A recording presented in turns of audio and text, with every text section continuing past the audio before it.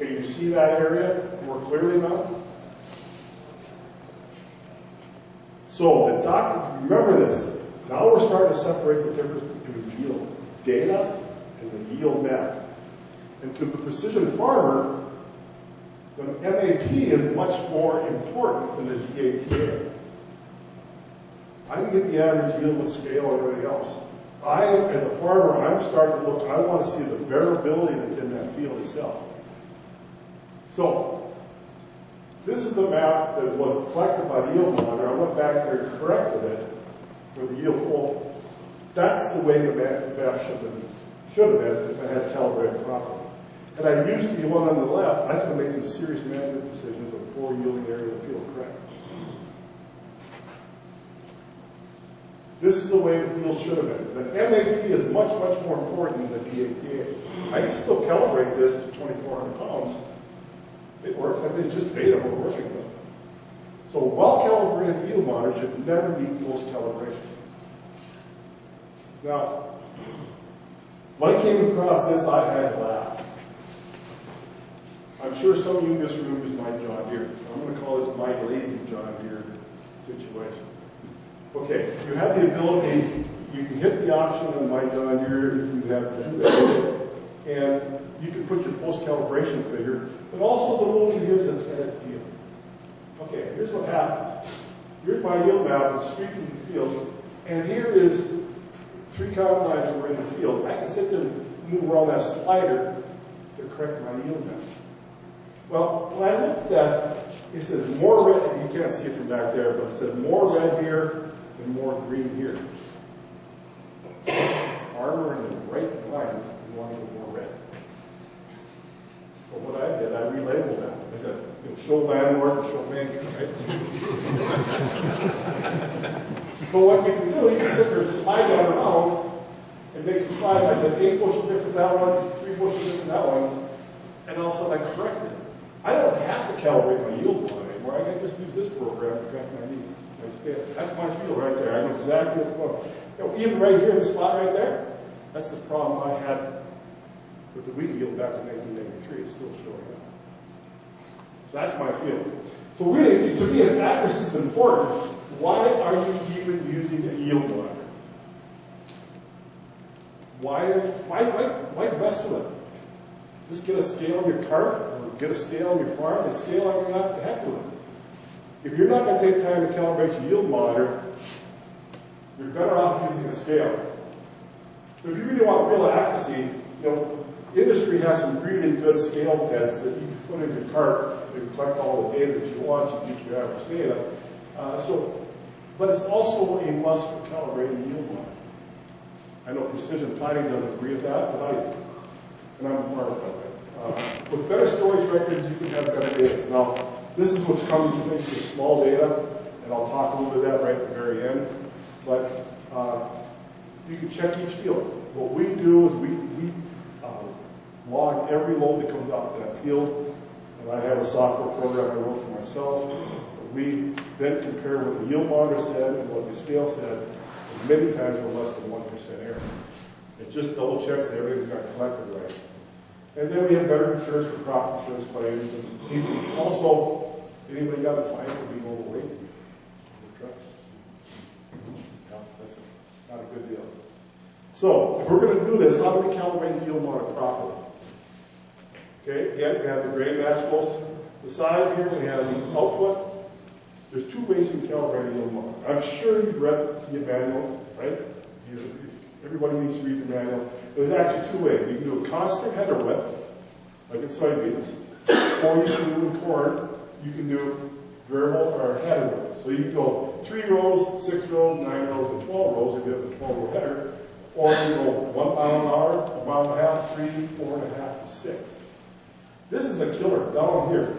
Going 1.5 miles an hour harvesting the crop is really, really a killer. You have to do at least 3,000 pounds for most calibrations. And if you do that, that calibration curve, you can easily get a plus or minus 3%. So let's go back to writing down what we did. Okay, so we got our first 3 rows. Now, this farmer I talked about in Illinois that said, well, it started back up the next day. The thing I finally got into the conversation, said, well, did you do your low flow calibration? First comment he came back to me, he said, I don't want to screw up my calibration curve. Okay? And this is what happens from time to time. I did 2 loads so far, one at 5 miles an hour, one at 3.5, and then one at 2.9. And when we put that load in, all of a sudden, I get the 10% error on my calibration curve so far. Don't worry about it. You need to calibrate that entire curve. And if you have a few errors, what happens is that by the time you need to do the full range, by the time you start doing the rest of the loads, that error will go away sometimes. Sometimes it won't. But don't be too concerned about it until you get the entire range calibrated. Then you can go back and select different loads. When that farmer said he didn't want to do his calibration curve, that's exactly right. He put a different number, he did a different calibration, and all of a sudden it gave an error. He didn't want to screw up his curve. And know what he's doing is he's improving it. And then finally, we get to the point here that, and I'm doing a lot of loads here. I'm going to do that calibration one time, and I'm going to do it right. What I'm showing here right now, I'm calibrating between 2 and 5 miles an hour. 5.5 again. So if I'm within that speed, I should be plus or minus 3% very easily. And then let's say, for example, well, I didn't like that one error there. What you can do is get rid of it. But if you didn't write it down, you wouldn't know what speed you need to recalibrate it at. If this is telling me I need to do the 4 mile an hour over again, I do that again, put that in the system, and now I have an extremely well calibrated yield monitor that, to be honest with you, this combine I haven't calibrated in the last 3 years. And it's right on all the time. I know it is, because we check it every time we have a field. Do it once and do it right.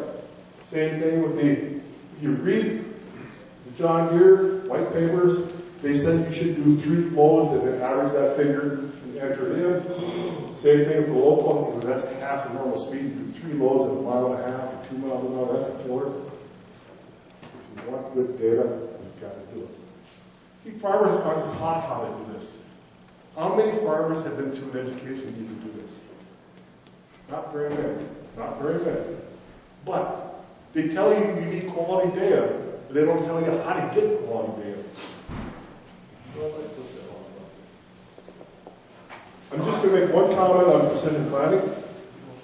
I grabbed this off their website or their PDF website. Yes, sir. So how many loads would you suggest then to do at?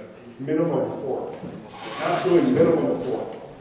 The thing is with calibration, the more you do it, isn't going to hurt. And I'm going to show you a graph here pretty quick. Let me answer that here in one picture. So a minimum of 4. Yes, sir. We were in case combines, but we do that calibration on the speeds. Okay. And it'll say apply cal, like to every load. Should you apply it to every load, or do you do it all at the end? Is there a difference? No, you can do it. I do it every load. Because that's what I do, but some guys say you should just do 4 or 5 and then apply it at the end. It doesn't make a difference. The calibration curve is the calibration. What you're doing is putting points in that calibration curve. So in my experience, and I've been using it for 26 years, I've run off, I apply the calibration on it. Okay. So you get done with it, and it'll change on you. The only thing about precision planning I have is they say you should do 1 load at about 25,000 pounds and put that in there and you calibrate it. That's a nice way to do it, right? The only thing that bothers me a little bit is that when you, and I just kind of zoom, I apologize for the quality of the picture, right? I zoomed in a little bit, but they have these, what they call true-up loads or true-up fields, where you can put the weight in and calibrate it. Isn't that calibration? You know how to calibrate it better. Right? That's one thing I'm going to say about precision planning. But when you calibrate for accuracy, this is what happens. You're very accurate in that small block area, but when you get more higher, it's different. So you don't calibrate for accuracy, you calibrate for the range. And what happens, oops, I'm going to back up here. What we're going to do is we're going to take those calibration points that you did all in one spot, you're going to stretch that out on the calibration curve, and then the curve is then regenerated to be proper. Now, your whole area should be more accurate than just the same thing over here. And then when you calibrate, when you combine, you say you did it at 5 miles an hour and all something's going faster than that, it doesn't hurt to put another calibration in there in the season at a faster rate. And then you're calibrating the top end too. You're not going to overestimate what's going on. And I'm going to do the same thing over here on the other side. Well, here, we should talk about, John, your active yield. Anybody have that with? This is actually, we ran one combine last year with it. All it does is basically, it has a set of scales in the cart. And all it does is just put more points on your calibration curve. So it just basically tells it more accurate. So no one's using it, that's fine. But and then on the same thing on the John Deere side, I have a slightly colored different green. It's not quite as accurate as the Ag Leader style. And that's why John Deere went away from it. They went back to an Ag Leader style. It does work, but it's not quite as good. Now, we're here for collecting quality yield data. And this is where it starts separating. If you're collecting the DAT, A, or the MAP, which one is more important to a precision farmer? In this case here, you look at it, the MAP is much, much more important than the DAT because, okay, once we start cleaning the yield map, the values will change. I suggest that every farmer in this room that has a yield monitor should try to clean their own data. First of all, it'll teach you how to combine better.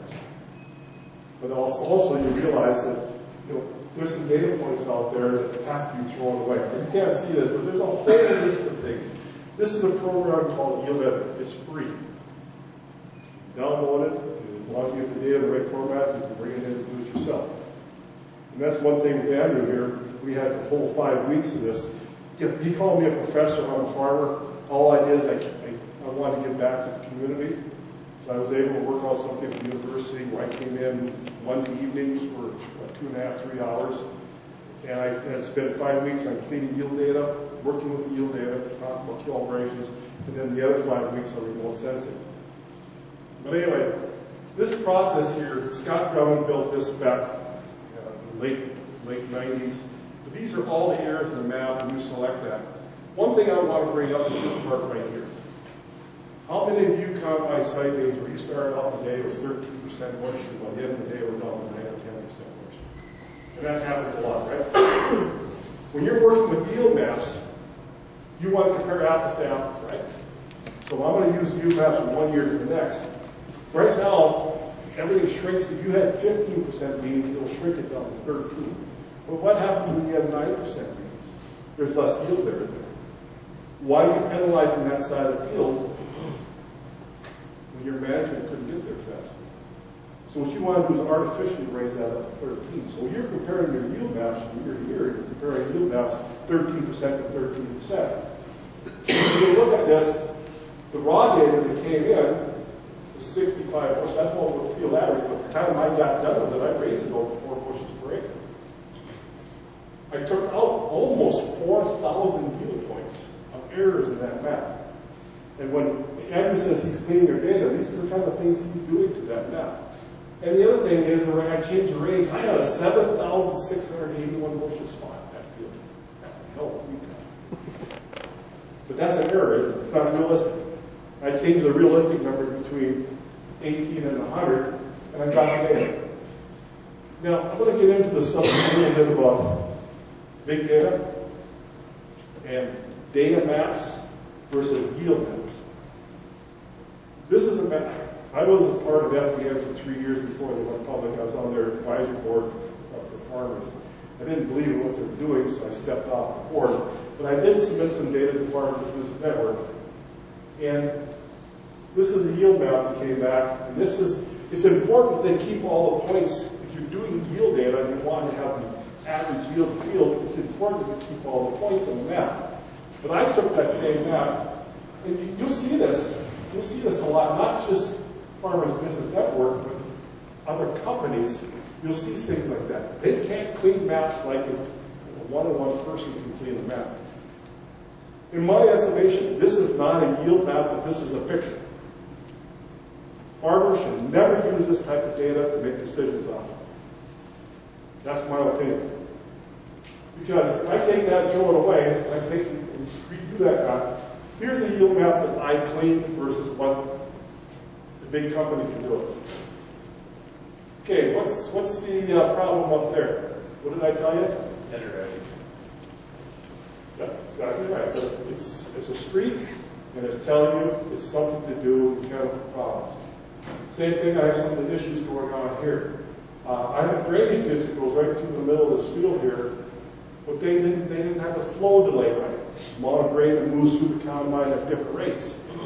Also, there's a streak that goes right through the middle of this field. I knew exactly what happened to that. The brother grabbed the wrong AB line, we started combining, and so we had a small strip that's about 10 feet wide. And so, obviously, he made a mistake because I didn't do it.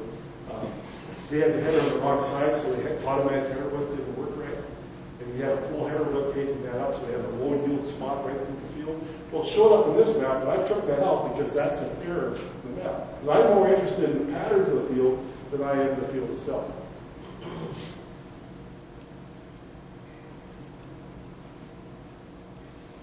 $4.7 bushels difference. Now, Andrew asked me to talk about return on investment. How many of you have neighbors that do the same thing year in and year out? Don't change anything for the one better crops.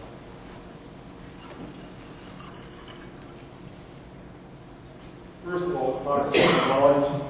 We talk about is knowledge.